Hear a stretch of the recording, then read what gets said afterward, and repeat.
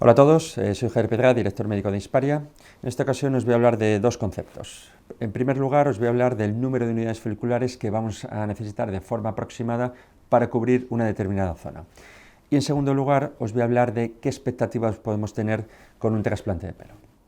Para comenzar, como primer bloque, el número de unidades que necesitamos para una determinada zona.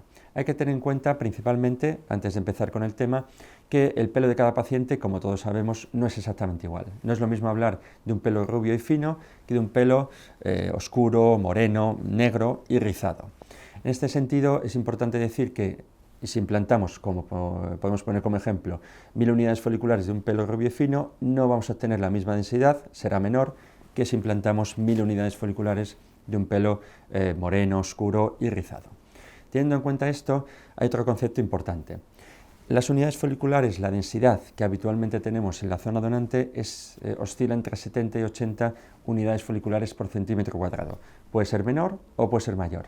Y eso es importante ya que cuando hacemos un trasplante de pelo, la densidad mínima que podemos esperar para un trasplante de pelo, teniendo en cuenta determinadas circunstancias de cada paciente, es de 45 unidades por centímetro cuadrado. Con esto podemos tener una idea de que exactamente no siempre podemos llegar a conseguir la misma densidad que tenemos en la zona donante, pero sí que podemos llegar a conseguir prácticamente en todos los casos una densidad más que aceptable y para que al paciente no se le note su grado de alopecia o su grado de calvicie. Para que nos hagamos una idea, si tenemos un paciente con una zona donante normal y una zona receptora con una calvicie completa que ocupa desde la zona frontal, desde el pico de la viuda hasta la zona de la coronilla, ¿cuántas unidades necesitaremos para cubrir toda esa zona, teniendo en cuenta que nuestro paciente tipo, nuestro paciente ejemplo, no tiene ninguna unidad o prácticamente ninguna unidad en la zona receptora? O sea, está prácticamente calvo en toda la zona habitual de los varones o de la alopecia androgénica. Necesitaremos aproximadamente entre 7000 y 8000 unidades foliculares para cubrir toda esa zona.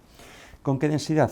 Con la densidad que hemos comentado, mínimo de 45 unidades por centímetro cuadrado. Con esa densidad sí que podemos obtener una densidad suficiente o un aspecto más que aceptable.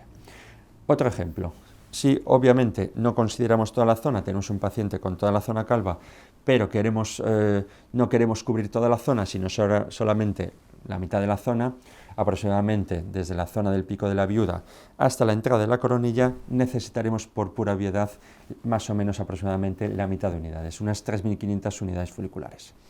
Un concepto importante a tener en cuenta es que no es lo mismo, como todos podemos ver, la zona superior, zona frontal, zona superior, no es exactamente igual que la zona de la coronilla. ¿En qué sentido? La zona parietal o zona superior y la zona frontal son zonas que son bastante planas, bastante llanas. En cambio, la zona de la coronilla es una zona más convexa. ¿Qué queremos decir con esto? Para cubrir aproximadamente el mismo área en zona de coronilla y zona superior con el mismo número de unidades foliculares, necesitaremos más unidades para la zona de la coronilla que para la zona superior. ¿Por qué? Porque esta convexidad que tenemos en la coronilla provoca que las unidades foliculares no crezcan todas exactamente en el mismo sentido, sino que algunas crezcan con cierta angulación, que aunque sea muy sutil, a la hora de ver el resultado podemos ver diferencias.